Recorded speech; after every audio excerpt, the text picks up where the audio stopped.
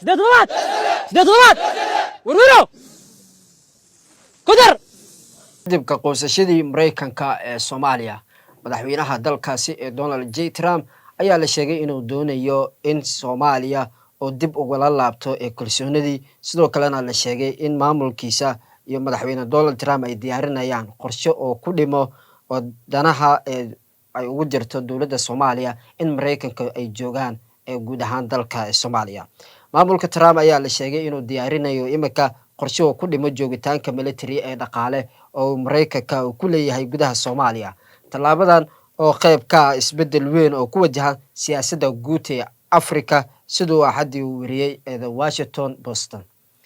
madaxweynaha dalka Mareykanka ee Donald J Trump hore ayuu u sheegay in guud ahaan Afrika kaliya aanu Soomaali ahayn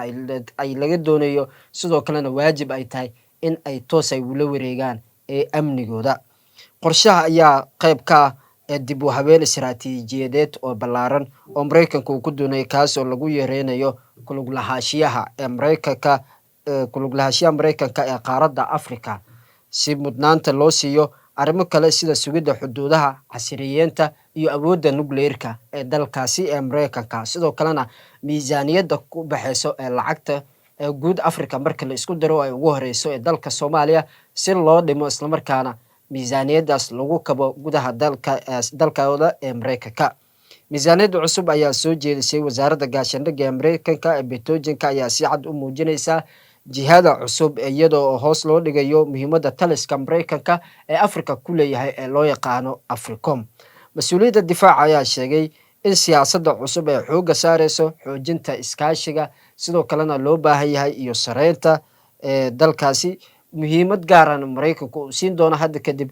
gudaha dalkiisa sidoo kalena ay sheegeen inaan loo baahnayn gebi ahaanba inay isku daaliyaan in Afrika aysan halkaasi joogto Mareykanka wuxuu sheegay in Afrika ay yihiin mugudbiyaal oo aan gudbeeninba ilaa imika dhowr sanadood sidoo kalena qarniyo ayay ka soo wareegatay tan iyo xoreyntooda ee wadamada qaar ee Afrika laakiin Mareykanku wuxuu sheegay inaysan yihiin gebi ahaanba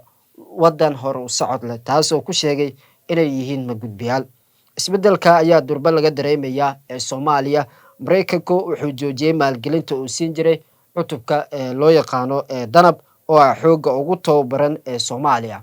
isla markaana u qaabilsan ee dagaalka ka dhanka Al-Shabaab kadib sanado taageero iyo dhaqaale oo ku bixin jiray Mareykanka oo lagu qiyaasay ilaa 1.5 bilyan oo dollarka Mareykanka oo ku bixin jiray ayaa la sheegay inuu Mareykanka uu ka quustay gebi ahaanba ciidamadaasi iyo dowladda Soomaaliya kadib markuu sheegay inay waxba aysan ka qabanaynin qorshaha iyo ujeedka 1.5 bilyan ee dollarka Mareykanka oo loo siinayo ciidamadaas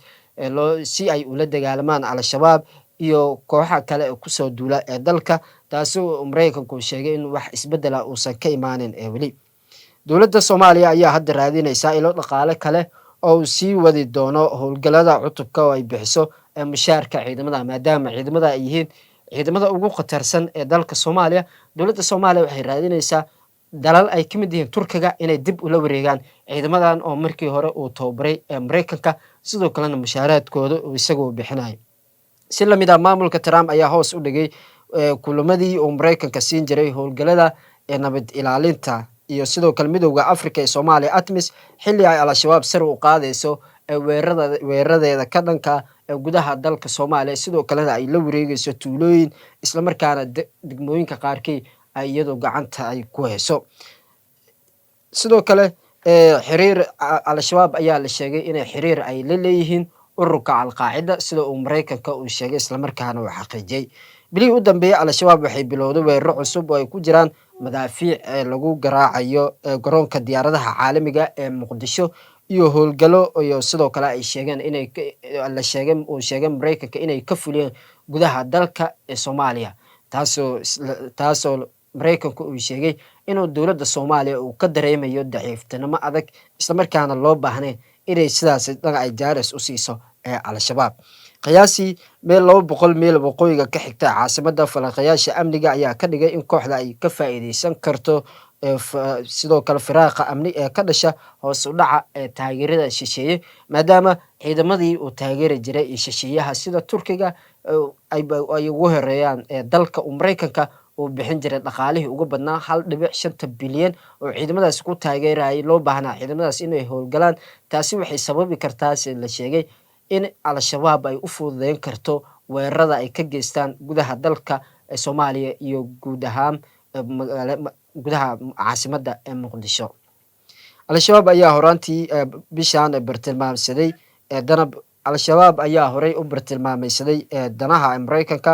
sanadu markii ahayd 2020 waxay weerareen saldhig ciidan oo Mareykan ah ay ku lahaayeen dalkaasi Kenya, halkaas ay ku dileen 3 muwaadiniin oo Mareykanka ah. sirdoonka Mareykanka ayaa sidoo kale kooxda ku eedeeyay qorshe weerar ee lamidka ahaa 11 September ee lagu beegsanayay sarihii mataanaha ee dalkaasi Mareykanka. sanadu markii ahayd 2020 madaxweyne Donald J. Trump ayaa amray in dalka laga saaro ku dhawaad 700 oo askari oo Mareykan ah oo ka howlgalayay gudaha dalka Soomaaliya, isagoo markaasi Mareykanka madaxweyne Donald J. Trump oo Soomaaliya ku tilmaamay wadan aan horub socod lahayn, sidoo kalena aanu ahayn wadan isbixin kara, iskuna filnayn, meelna aan gaaraynin, aan iska xoreynaynin cadowga ee gudihiisa ugu nool yahay. Soomaaliya waxay ku taalaa meel istiraatiiji ah oo muhiim u ah isu socodka caalamiga ah ee badda, gaar ahaan ee marinka biyoodka muhiimka u dhexeeya badda cas iyo badweynta Hindiya. xasilooni darada dalka ka jirta ayaa weli caqabado ku ah dadaalada nabadgelyo ee gobolka iyo kuwa caalamkaba. haddii Soomaaliya ay hesho nabad, sidoo kalena ay soo dabaasho horumarka ee dalka, dhaqaalihiisana laga faa'iideysto, waxayse adduunyada sheegay Soomaaliya ay ka mid noqon karto wadamada